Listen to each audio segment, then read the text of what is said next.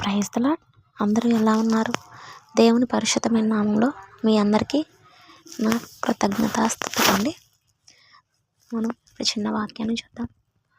అయితే దేవుని కృపావార్తను గురించి సాక్ష్యం ఇచ్చుటయందు నా పరుగును నేను ప్రభువైన యేసు వల్ల పొందిన పరిచర్యను తుదముట్టింపవలనని నా ప్రాణమును నాకెంత మాత్రమును ప్రియమైనదిగా ఎంచుకొనట్లేదు. అపోస్తల కార్యములు 20వ అధ్యాయం 24వ వచనం. ఒక చిన్న స్టోరీ విందాం. స్కాట్లాండ్ సంఘానికి చెందిన మొదటి విదేశీ మిషనరీ అలెగ్జాండర్ డఫ్ తన సేవలో కష్టతరమైన ఆరంభానికి గురి అయ్యాడు.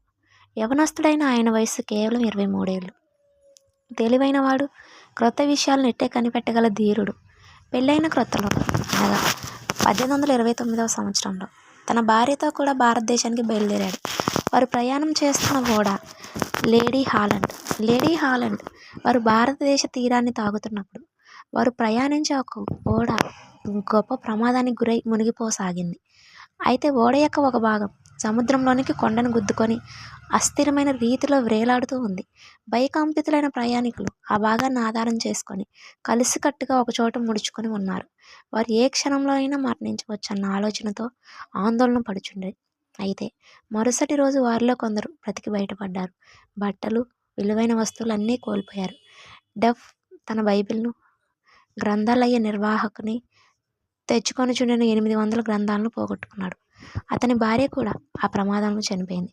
అటు తర్వాత ఆయన సముద్ర తీరాన నిస్సహాయకునిగా నిలబడి సముద్రం వంక బద్దలైపోయిన ఓడవైపు దుఃఖంతో చూస్తూ ఉన్నాడు. ఇంతలో ఒక చిన్న పొట్లం నీళ్లపై తేలుతూ తీరం వైపు కొట్టుకుని వస్తున్నట్టు గమనించాడు. దాన్ని తాను అందుకోగలిగినంత దగ్గరగా వచ్చేంత వరకు వేచి ఉండి దగ్గరికి రాగానే తీసి చూశాడు. అది తన బైబిలే అని గుర్తించాడు. పుస్తకాలన్నీ పూర్తిగా నీట మునిగిపోయాయి. బైబిల్ మాత్రమే తన చేతికి అందింది. ఎంత ఆశ్చర్యమో కదా. మిషనరీ డఫ్ యొక్క ఆనందానికి అవధులు లేకుండా పోయాయి. సంతోషంతో హృదయం ఉప్పొంగిపోయింది. ఎందుకంటారా? పోగొట్టుకొనబడిన ఇతర గ్రంథాలని ఒక ఎత్తు అయితే వాటన్నిటికన్నా ఈ ఒక్క గ్రంథమే ఎక్కువ విలువైనది. భార్య తోడు లేకపోయినా నేను నీకు తోడుగా ఉన్నాను అన్నట్టు తన బైబిల్ దొరుకుట బట్టి సంతోషించాడు. బ్రతికి బయటపడిన తోటి ప్రయాణికులందరికీ ఒక చోటకి చేర్చి కీర్తనలు 107వ అధ్యాయం ప్రయాణికునికి స్తుతి గీతము వారికి చదివి వినిపించాడు. అదే బైబిల్ను ఉపయోగిస్తూ ఆయన భారతదేశంలో 5 అబ్బాయిలతో తన బోధను ఒక మర్రి చెట్టు కింద మొదలుపెట్టాడు. వారం రోజులు గడవక మునిపే వారి సంఖ్య 300కు పెరిగింది. ఆ తర్వాత ఒక ప్రక్క సువార్తను ప్రకటిస్తూ మరొక ప్రక్క భారతదేశంలో అగ్రకులస్తులను విద్యను అభ్యసింపగా చేయుచునిన పాఠశాలను స్థాపించెను. డఫ్ తనకు మిగిలిన ఆ ఒక్కగానొక్క బైబిల్ ఎంతో గొప్ప సేవ చేసెను. శిష్యులను తయారు చేసి సువార్త వ్యాప్తికి బహుగా ప్రయాసపడెను. అనేక వేల ఆత్మలను రక్షణలోకి నడిపించెను. అంతగా అతడు ప్రయాసపడి ఫలభరితమైన సేవ చేయుటకు డఫ్కున్న ఒకే ఒక్క ఆయుధం ఆ బైబిలే.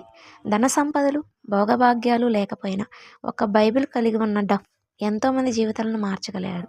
ప్రియ స్నేహితులారా, నీవు ఒక బైబిల్ని కలిగి ఉన్నావని నేను నమ్ముచున్నాను. నీవు నీ జీవితం ద్వారా ఇతరులను నీ బైబిల్ ఏ విధంగా ప్రభావితం చేసింది?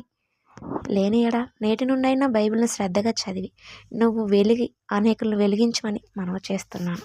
Praise the lord. అందరికీ వందనములు.